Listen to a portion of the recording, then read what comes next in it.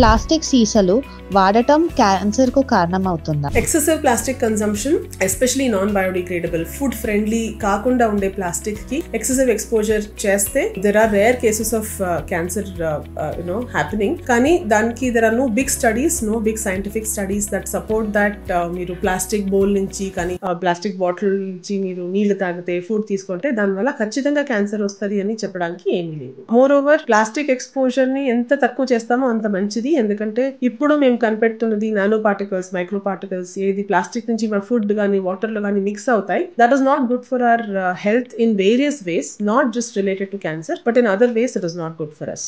Mobile ఫోన్ల అధిక వినియోగం క్యాన్సర్ కు దారిస్తుందా? Recently as you all know, mobile usage చాలా ఎక్కువైంది. మా సిటీలో అంతా మొబైల్ టవర్స్ ఎక్కువ వస్తున్నాయి. అందరు ఇంట్లో మైక్రోవేవ్ ఉంటుంది. దీని వల్ల ఇప్పుడు ఎక్కువ క్యాన్సర్స్ వస్తున్నాయి. So this may be coincidental fact.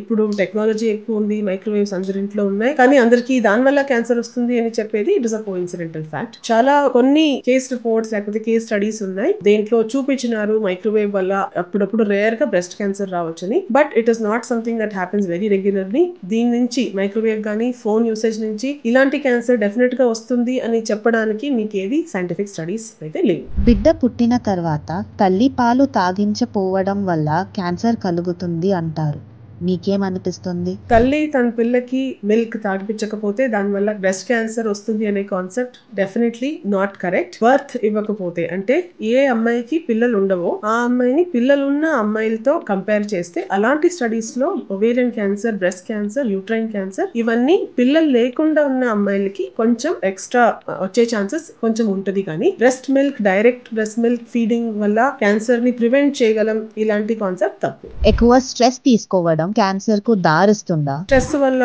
మా స్ట్రెస్ఫుల్ లైఫ్ స్టైల్ వల్ల క్యాన్సర్ వస్తుంది. దానికి డైరెక్ట్ కోరిలేషన్ గా ఏది సైంటిఫిక్ స్టడీ లేదు. కానీ స్ట్రెస్ వల్ల రిలీజ్ అయ్యేంత చాలా కెమికల్స్, స్ట్రెస్ హార్మోన్స్ అని నేను ఏం చెప్తాము, దాని వల్ల మెయిన్ ఫాలో చేసేంత లైఫ్ స్టైల్ అంటే ఫిజికల్ యాక్టివిటీ లేకుండా ఉండటం, ఎక్సర్సైజ్ లేకుండా ఉండటం, మంచి ఫుడ్స్ తినకుండా ఉండటం, చాలా జంక్ ఫుడ్స్ తింటే ఈ ఫ్యాక్టర్స్ వల్ల ఒబేసిటీ వచ్చే ఛాన్సెస్ ఎక్కువ ఉంటాయి. సో ఎప్పుడు ఒబేసిటీ అంటే బాడీ వెయిట్ ఎప్పుడు చాలా ఎక్కువ అవుతుందో దాని వల్ల డెఫినెట్లీ క్యాన్సర్స్ వచ్చే ఛాన్సెస్ ఉన్నాయి. దీనికి సైంటిఫిక్ స్టడీస్ ఉన్నాయి.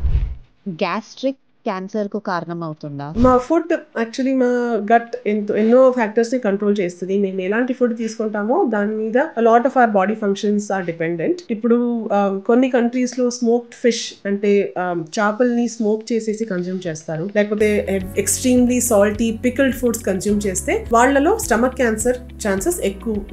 This is scientifically proven. కానీ ఉత్త గ్యాస్ట్రైటిస్ ఉండి లేకపోతే ఉత్త గ్యాస్ వల్ల ఎక్కువ క్యాన్సర్స్ వస్తుంది, స్టమక్ క్యాన్సర్ వస్తుంది, లేకపోతే ఇంటెస్టైనల్ క్యాన్సర్ వస్తుంది, కాన్స్టిపేషన్ వల్ల ఇంటెస్టైన్ క్యాన్సర్ వస్తుంది, ఇలాంటి కాన్సెప్ట్ తప్పు. చాలా ఎక్కువ రోజులు గ్యాస్ట్రైటిస్ ఉండి దానివల్ల స్టమక్ అల్సర్ అయ్యి ఆ అల్సర్ స్టమక్ క్యాన్సర్ గా కన్వర్ట్ అయ్యే ఛాన్సెస్ రేర్ గా ఉండొచ్చు. కానీ ఎక్స్ట్రీమ్లీ గ్యాస్ట్రైటిస్ వల్లనే క్యాన్సర్ వస్తుంది అనే కాన్సెప్ట్ తప్పు అన్నమాట.